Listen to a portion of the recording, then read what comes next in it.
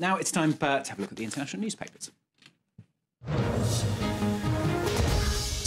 Florence Vilmanot's here with the international papers, and the big US shutdown, of course, dominating the international press. You're starting off with stuff from the US itself, aren't you? That's right. It's on the front page of the Wall Street Journal today that says that this shutdown is showing signs that it could drag on. And the Wall Street Journal really says that this, what's starting to appear is that dysfunction is appearing to be the new norm in Washington. In recent years, Congress has abandoned its traditional budget process, and instead breakdown has become the new modus operandi, according to the Wall Street Journal. Now, The Independent today takes a look at what it calls America's power failure, and it says that, this is it claims to be the world's most advanced democracy, and here it's facing the shutdown. So what's happened to democracy in America? What has happened? Why is it so divided like this, wonders The Independent. And it says that, it's the self-appointed exemplar of the best democracy in the world, but Washington is looking somewhat battered here.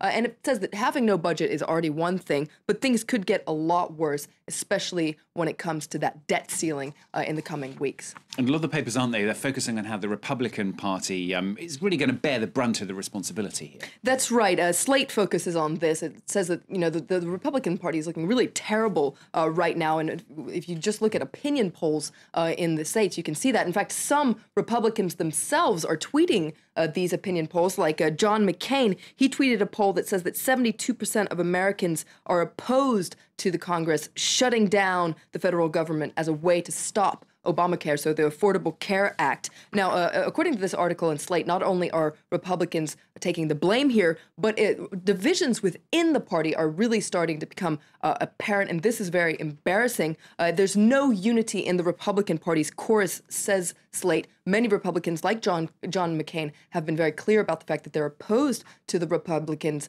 strategy here, so much so that some Tea Party members have said, with Republicans like that, who needs Democrats? Yeah, the Tea Party bearing even more of a brunt than the Republicans as a whole, aren't they? That's right. They're getting a lot of criticism in the press today. If we take a look at a cartoon in the International Herald Tribune today by Chapat, you can see this. You see this shady-looking Tea Party member there pulling out the government there, and along with it comes the economy, job markets, etc., pulling out the circuit board. So just like the Independent, this idea that there's a power failure in the U.S. Now, there's a scathing article in a Business Insider today which likens the Tea Party to a group of extremists who have hijacked the government to advance their own pet cause at the expense of the rest of Americans. And in fact, the Business Insider says this behavior is not heroic or democratic or patriotic like the Tea Party has been saying. It's anti-American, according to this article. It says it's clever branding, but today's Tea Party is nothing like the real one.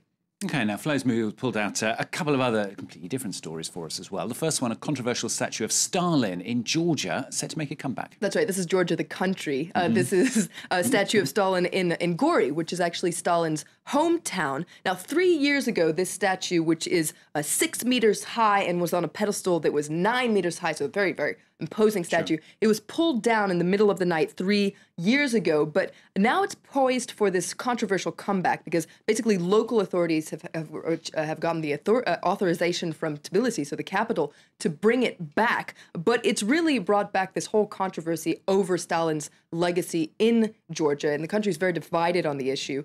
For instance, you have a lot of people saying this is a scandal. There's no reason why this statue should be put back in place. But then a lot of people, especially in Gori, are quite attached to Stalin's legacy, and they're quite excited about this and hope that it'll bring some more tourism.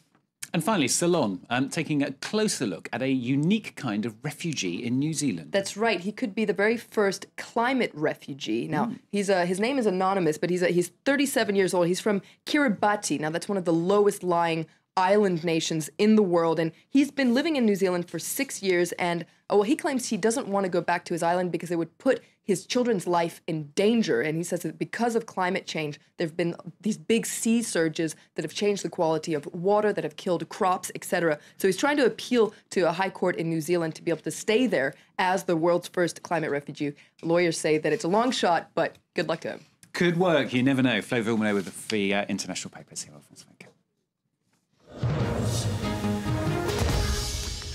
Coming up, the very latest from the US and from Italy as well. Plus, today we have a special report with the opposition in Syria. Now, I'm not talking about the exiled opposition supported by much of the international community, but the opposition within Syria itself, tolerated by the regime there. Our correspondents will be speaking to them in Damascus. That's for today's focus in the next half hour here on France 24.